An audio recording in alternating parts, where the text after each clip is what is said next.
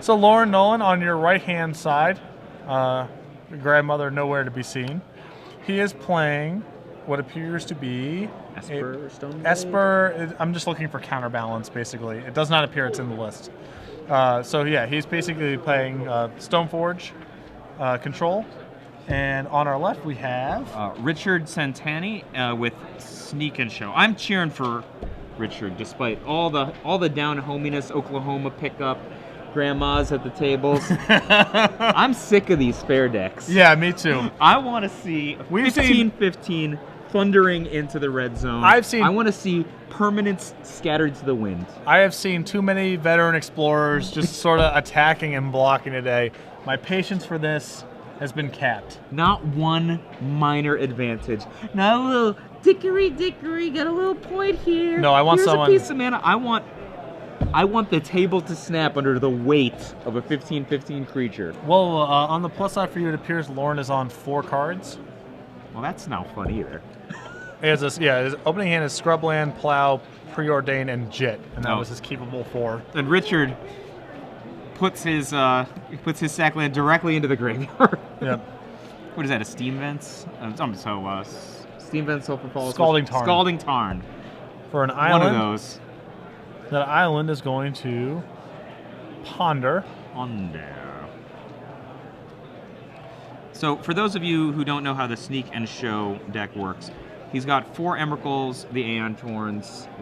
What's the plural of that? Emrakul, the Aeon Torns, right? The actual name of the card is Emrakul, the Aeon Torn. So even though it's a dude, you just added on the Torns, right? Yes. He's got 4 Emrakul, the Aeon Torns and 4 Gristlebrands, and he can get them into play quickly via Sneak Attack and or Show and Tell. And you don't want to get hit by one of those guys, basically. So Richard added a Petal to his board last turn, and another Tarn and says go. Lotus Petal and the blue lands are definitely a giveaway of the Sneak and Show archetype. So, thinking about tapping an island. Tappity tap. Brainstorm. Do you think this deck would gain some value from just like a Gitaxian Probe, see what they've got? I think a couple of Gitaxian Probes in these. Like I've seen them before. Yep. I believe. I'm not sure. Corbett Gray plays this deck a lot. I may be wrong, but I believe the last time I saw him, he had like 2 Gitaxian Probes in his list. It is basically just free and the information. Yeah. Sweet, you're dead. Yeah. Do you have Caracas or like one of the 2 other cards that actually matter here? No. All right, you're dead.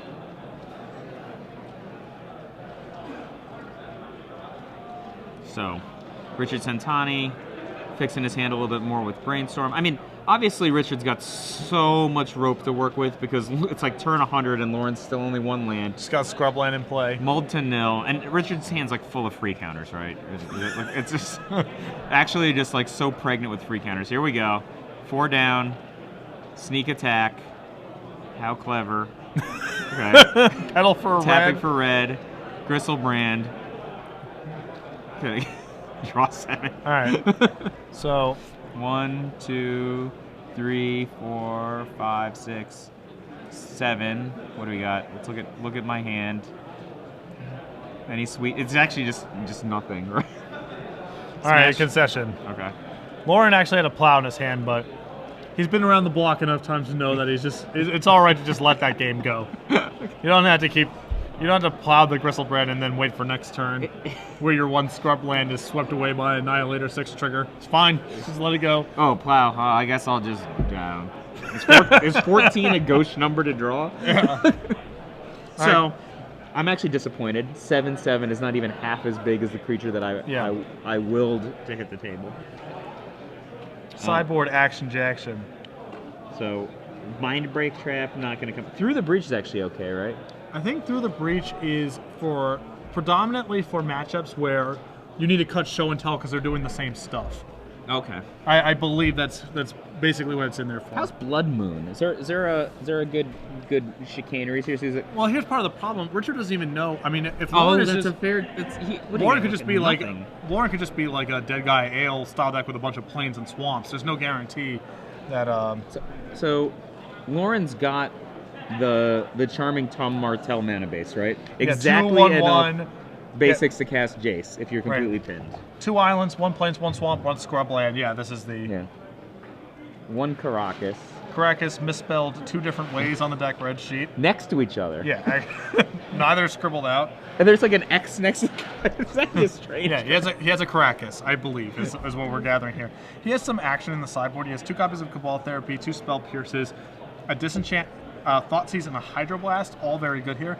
He has 2 copies of Surgical Extraction. Now these cards are all sweet in this yeah, matchup. Surgical Extraction is sort of it's a weird one in this matchup. It's not always good, obviously, because the Sneak and Show deck isn't that graveyard oriented, but often they're intuitioning for combo pieces, and Surgical Extraction is a great answer to intuition. It's also just Gitaxian Probe, right?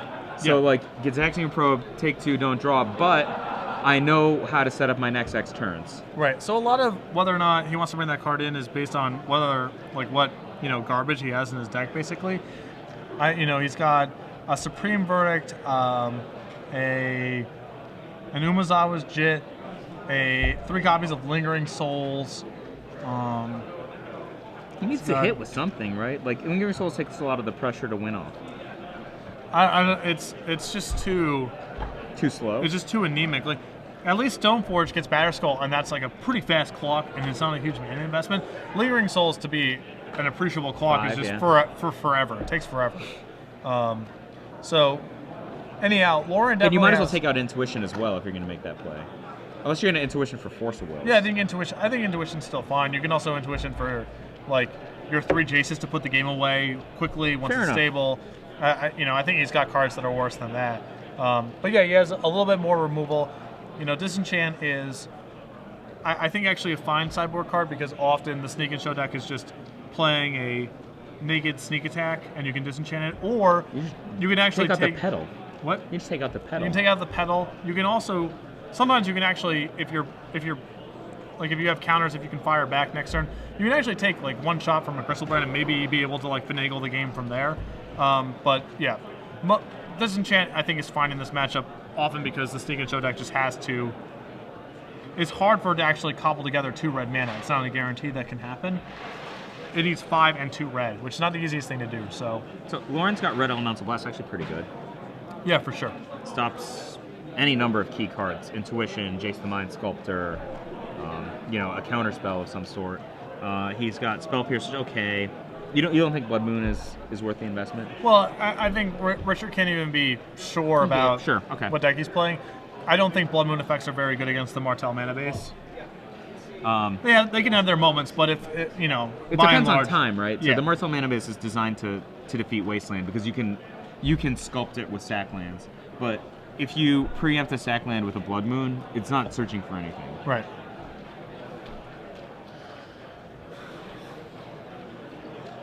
So, Lauren Nolen, evaluating his hand, likes it enough to play a first turn island. Richard Centanni pulls a pink sleeve. Misty Rainforest. Is that it? It looks like, is that a City of Traders in his hand? Yes. Oh, he's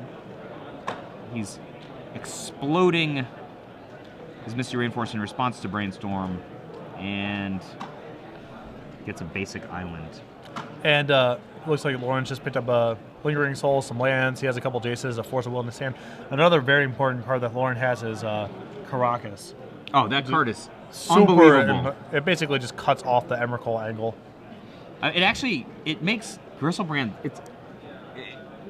as good as a Yawgmoth's Bargain is, Yeah. It makes it into just a Yawgmoth's Bargain, right? Rather than a lifelinking flying Yawgmoth's Bargain. Right, and Lauren wants to sandbag this card as long as possible because if Richard goes for show and telling in Emrakul, he just... I mean, that card is never leaving Lauren's hand, right? Until it's going to hit play. I think we might have actually just preordained it away. No, I can't He left it on top and then preordained it's not in his hand. I think he should go to the bottom. Oh, well. Are you... Daze. Daze is the Thoughtseize. You force there? No, it's not worth it, right? Probably not. It's not like Richard's going to kill you next turn. I mean, you actually stole half a turn anyway by getting, like, the Daze. The Daze trades 1 for 1 with Thoughtseize, but then you steal his land drop. Yeah. It's pretty good. And a Vendilion click for Loren, and this is a big draw. Because he needs to get some sort of pressure going. Yeah, it's pretty great. Like, he both puts a 7 turn clock on, probably 6 turn clock really, on Richard, and he probably delays Richard's ability to go off by a turn, right? Yes. At a minimum. So. And possibly for forever, because some of the pieces are not super redundant. So, Loren's probably gonna. Do you think he's gonna end step or what with a draw step? Okay. Because like Richard actually can go off from here, like 2-mana land, show and tell, with force back up. I mean, it's not. You probably need to click now because it's not inconceivable. So you're looking at misdirection. I don't know what the first card wipe is. Away. Wipe away. That's like a boomerang, right? Yeah. Emrakul, repeal, intuition, Gristlebrand, Emrakul. I hate to say it. Do you not push anything? Do you push intuition? I think it has to be intuition, right? If it's going to be anything. Well, Richard doesn't have red. He doesn't have show and tell. His land drop is Ancient Tomb is fine. Force of Will is Misdirection is a Force of Will that redirects a targeted spell instead of countering it. For those of you who have not seen that one. So this is what do you push intuition or you do nothing? I'm not sure. I'd be tempted to do nothing. I think that you have to take intuition. Richard has no other play to make this turn. He just plays Ancient Tomb and passes anyway. And that intuition is almost certainly going to cobble together something that you have to counter at some point anyway. Okay. Loren did not agree with you. It looks like Lingering Souls is in his hand. Yes. Yeah, and he's shoving intuition to the bottom. One or the other, I thought. Yeah. So Richard's probably going to play the Ancient Tomb, right? So. Yeah, I don't think he had another land drop in hand.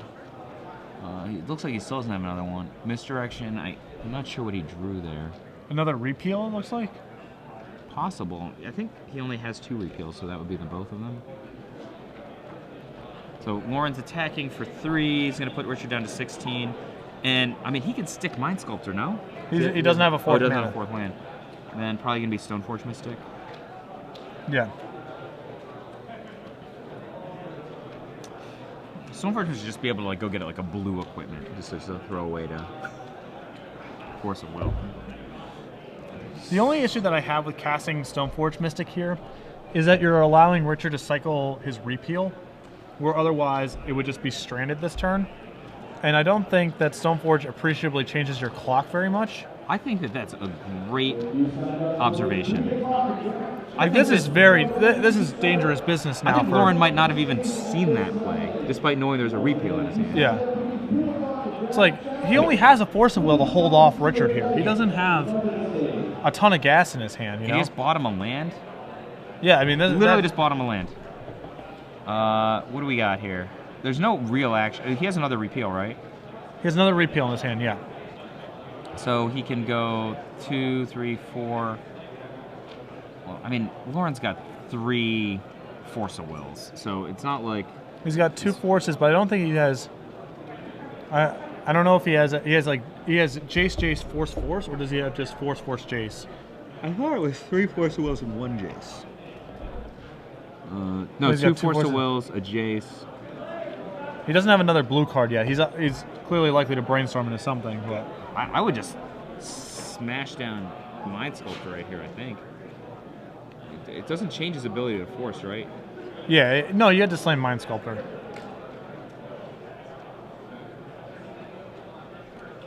Here comes Tundra. Loren's agreeing with something, nods a little bit.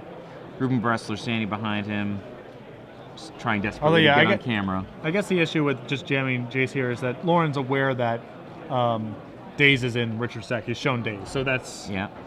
You know, but he has nothing better to do. So what's the play? Brainstorm? I mean, Fate Seal's irrelevant, right? Yeah, because of the Rainforest. And he has to find another blue card anyway because he wants to be able to force twice. Agree. And he can also just get rid of Sword of Feast and Famine, well, so he can rebuy it again. If he has a 5th land, oh, that's awesome. He found a counter spell and 2 fetch lands. He's definitely putting back like Lingering Soul, Sword of Feast and Famine. The or sword's quite good next turn because he actually just cast it. He can cast it, equip, and hit.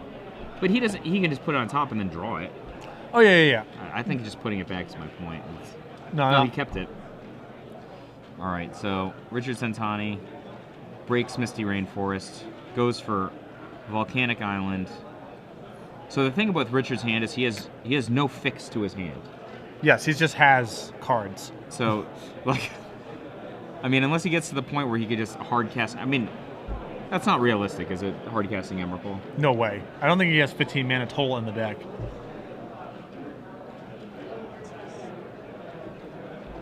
He has exactly 15. If he has 3 ancient, you can't get 2 City of Traders in play, right? One will sacrifice. Correct. Yeah, so he cannot cast it. I mean, I'm willing to bet there's one sneak and show matchup somewhere once where that kind of thing happened, but. And the thing is, ideally, what Lauren would like to do now is go sword equip, attack you, and then I get to untap with counterspell plus force of will plus like all this blue action in my hand. But Richard, we know, has another repeal, so if he goes for sword equip, he gets to repeal the sword, and then Lauren presumably doesn't want to fight over that, and then he actually can't pull up counterspell this turn. You rather repeal the sword than repeal the click? It depends how fast Richard thinks he can go off. If he's going to be sitting here for a little while anyway, yeah. Letting him click again is pretty, like, it's not awesome given that Richard's hand's clearly not that explosive. I mean, he has to take 2 to even cast the repeal, right? No, he can just tap the City of Traders. I think I would be inclined to repeal the click. I mean, especially if Lauren's going to be all tapped out. Yeah, it's curious. Now that Lauren's hand is so good, he's found a Spell Pierce. I'm not sure if he's even willing to risk trying to equip the sword onto... I would not. That's why I was pretty for getting rid of the sword, you know? Yeah. I'm pretty sure I would just attack for 3 and sit. Yeah. The thing is, the upside of doing this is, like, the sword on the click turns the clock into 2 turns. Richard's had 2 turns. All right, he's gonna. I guess Lauren's hand at this point has gotten good enough where he's comfortable just sitting. He's got counter spells, pierce, force. Yeah, he can just like hard cast multiple. Yeah.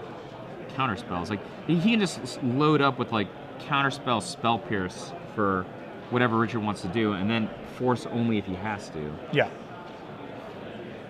Lingering Soul's still hanging out. That thing would have been gone if it were me. I don't want that. Oh boy, we're casting it. All right. I mean, he still has counterspell up, and he can force. Yeah. Or pierce, right? I mean, he's going to cast a regular counterspell to open no matter what, I think. Yeah, the upside to doing this is that it basically turns his clock into 1 turn, lethal next turn, if Richard has to use his Ancient Tomb to do whatever he needs to do. Okay. I mean, assuming there's no disruption on the sword, right? Yeah. But, I mean, like, just repeal for 0 is going to break up a kill. Yeah. That actually brings up an interesting politic, right? Like, do you equip a token versus do you equip... I think you have to equip the click to remove the possibility of repeal for 0. Like... Well, what if that...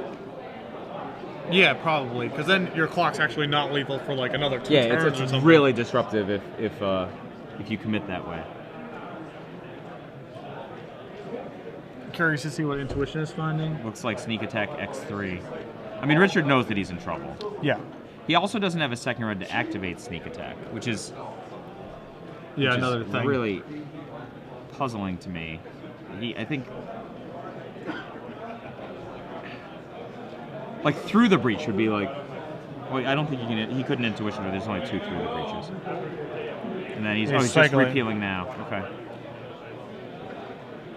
I actually think No, I guess you have to let that stick. Yeah, because even if you pierce it, it's like... You're still... He can pay and you're not lethal next turn. Pedal, okay. That's big because it means he has a second red. Terrible. That screws up the Pierce mana. Right? Yes. Although Pierce might not necessarily be on his radar. This is completely unnecessary for his plan. He has no backup right now.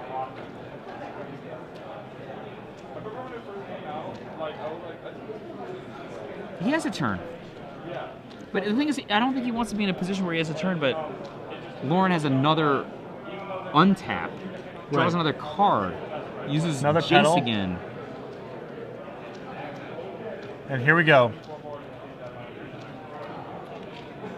Sneak attack. We're going to see if Lauren's counterspell and 2 forces are enough to stave this off. I would actually just spell pierce this. You spell pierce this, what are the chances he doesn't just sacrifice both petals, right? Yeah, very high. And then you keep counterspelling your hand for next turn. So misdirection is going to basically force a will to counter by having the counter now target itself. And then force a will, the sneak attack, probably using brainstorm.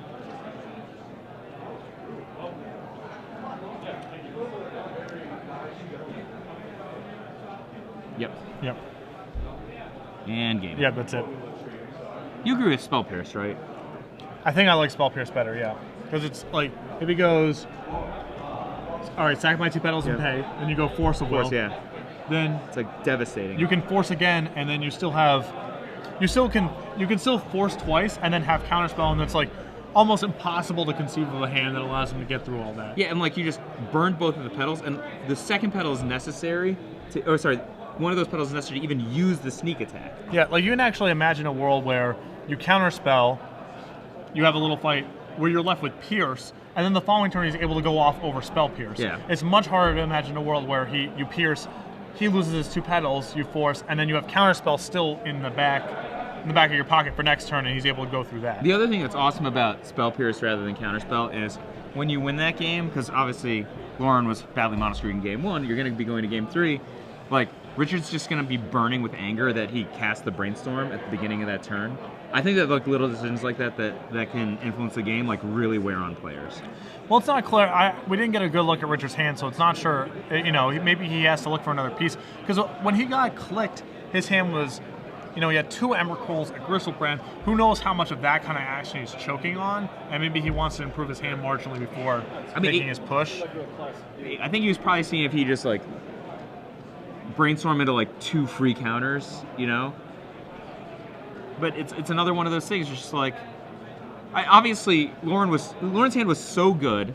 He had like landed Mind Sculptor, used it 3 times, started out with a pretty good hand. Yeah. Clicked Richard, you know, all those things that happened. It's not a question of Richard making a play that puts him, you know, dramatically being a dog versus dramatically being ahead. Yeah. But like, it's one of these things where a lot of the time it's better to try to win with the cards you've already got than try to win with the cards that are on top of your deck. Yes. You know? And like, there's a basic thing like being able to pay for Spell Pierce.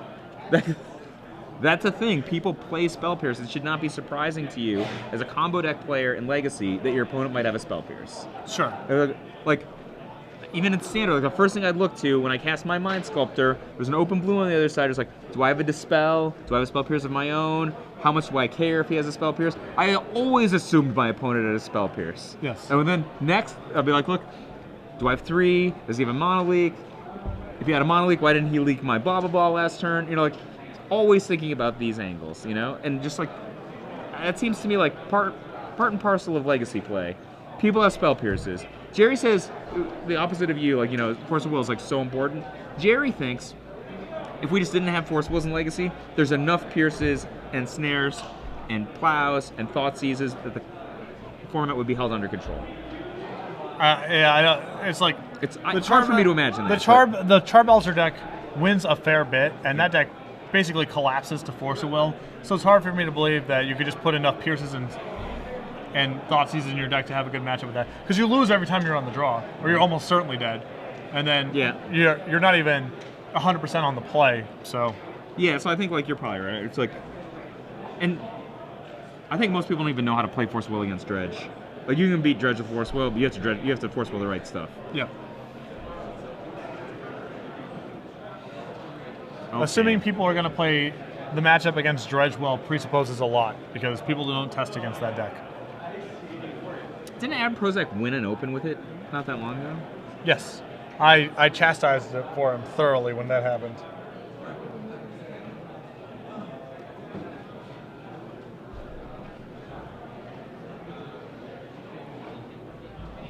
Volcanic Island for Richard Centanni. You know what I love most about Magic the Gathering? That like the first time somebody plays a land across the table from you, let's say it's like a Scalding Tarn, right? Like the number of universes that can happen after that are like they're so dramatic. Like especially in Legacy, like it could be a volcanic island, and that volcanic island could be in Sneak and Show, or it could be in Underground Sea, and that Underground Sea could be in Storm, or it could be in Stoneblade, you know? Yeah. Or it could just be like a mountain that you were gonna play, you know? Right. And it's just like a Scalding Tarn opens a door, and when it cracks, like you start walking through the door, and you just are transported to this place of so many different possibilities. That's what I love most about Magic. Yeah. It's actually why I don't like the fetches, because it actually conceals the information for too long. Yeah. All right, so Stoneforge Mystic is going to be the first play of the game here by Lauren. Finding a Sword of Feast and Famine. Feast and Famine hits heavy. The most depressing thing, I think, in the Caw-Blade days was the number of times that my opponent played a Stoneforge Mystic on the play, or even on the draw, you know, when you're down, you start down a card, and you're just like, into the Royal that no kicker. Like the number of times that it's probably hundreds of times I've just made this player just like into the Royal that no kicker, and you're just like, you win still, but it's they're like so happy that you just into the Royal their Stoneforge Mystic. Yeah. But the downside is just unspeakable, right? So Richard had a chance there to shove in a naked sneak attack there with Lauren tapped out. This game's going to get, I believe, pretty rough now that Lauren is going to be able... He has Counterspell, Pierce, and Force in hand. Pedal. Oh, he's going for it. Force of Will, Emrakul, Force of Will. He probably should have pushed it last turn. Here goes. 4. The problem is that he basically has to start acting this turn because he has to tax Lauren's mana or resources somehow, because otherwise he's just going to be able to land Green Black Sword and start ripping apart. He's got Force showing. He can't show and tell immediately though. I don't think. Like, part of me would want to just Pierce here because it still gives you the opportunity to land your sword. He's got straight Counterspell and Pierce. This is a bad time for Richard Centanni. I mean, Richard's got to force back. He's probably going to force with Force of Will, right? We are where we're at right now. You also sort of have to just play your cards because the threat of Green Black Sword is looming. Like, you can't help to build up a hand and then get another shot at this somewhere down the line because Sword of Feast and Famine is going to start attacking. Force with Show and Tell. It's a play I'd make. He should have tried to land it last turn. I think you're right.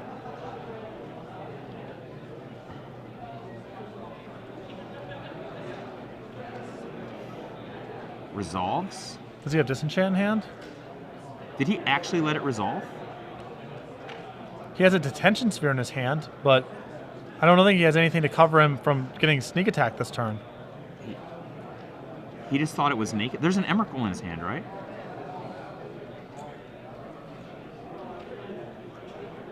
Maybe he's still thinking. He might have just let the counters resolve. Okay, yeah, Okay. we're still on the stack. Okay.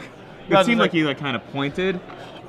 You're like your Neil Reeves, Masashio Iso story of like, your sneak attack resolves, my friend. And it's like, all right, you're dead, obviously. Emrakul, all your permanents are gone. What did you think was going to happen? Brand, draw 21. All right, you're off Pierce here. You think Pierce or Force? I think he pierces. makes him pay with the Lotus Petal, and then just detention spears next turn. Yeah. Yeah, it's just like a disaster. Yeah, the only way that this play goes bad for you if he's sandbagging Petal plus Fatty, which is very unlikely given his sequencing so far. Because he led with a Petal, so you can probably rule out those as his last two. Or like Simian Spirit Guide. I think Lauren's just gonna force with the detention sphere, even though he went and got the land for the Pierce. I think he's thinking twice about this. He's actually, his hand has to be so specific, and then you get to keep your force. Yep. All right, that's a play. I like it, Lauren. I know you're thinking there's like a 0.1% chance you die this turn, but it's worth it. Yeah. Then I like it. Pray there's no days, right? Oh, doesn't matter. Drew land. Play the land first. You probably would have dazed the Pierce too. I feel like that would have. Oh yeah, of course he would. Ah, brutal. Sorry, some counter spells and some spot removal wins another legacy match. Sorry, fancy deck. I mean, Richard's still got some game. He's got time. He's got a little bit of time. Repeal gets him out of this, all right, right? Oh yeah, Repeal's insane here. But he's gonna chew on a sword here. Does Lauren have another blue card in his hand for force, or is he just out? I don't think he does, because I actually thought he might just force with the detention sphere. Like, I would have seriously considered forcing the detention sphere, because the detention sphere is going to be committed to the sneak attack anyway, and he's doomed if like a repeal resolves, right? Yeah. I mean, if he gets to stick his sword and hit, then he can just hard cast. He can leave up hard cast Force of Will mana. Force of Will. Exactly. I like it. I like it a lot. Good play by Richard there. Gives him a lot of time to build up a hand. Huge play. Lingering Soul still just in the hand. Why didn't Lauren attack? He has Batterskull. Oh, okay. Speeds up his clock. Of course. Yeah. I didn't see it at Batterskull. I'd rather be getting hit by Batterskull than be getting hit by Feast and Famine right now. Oh yeah, no question. Not that getting hit by either one of them is particularly great. Like, because especially if you're playing an Emrakul-based deck, like that just elongates the chicanery. And now this is a spot where Lingering Souls is actually halfway decent because he can actually take an Emrakul shot and not die. His 4 permanents to sack. He's just leaving up his Force of Will though. He definitely should have played his land net though because he's like in Daze territory. 1, 2, 3, 4, 5. Through the breach. Let me read that. Yeah, if Lauren gets dazed here, it's a disaster. I just don't think he just didn't play his 6th land. Okay.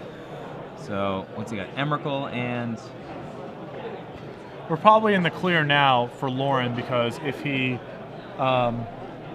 the Ancient Tomb shut off for mana after this attack. So 4 or 5, yep. Oh, Mind Sculptor. Game Boys. Let's look at, you gotta look at the top card. That's what matters, right? I think so. Almost certainly just want to Fate Seal Richard here.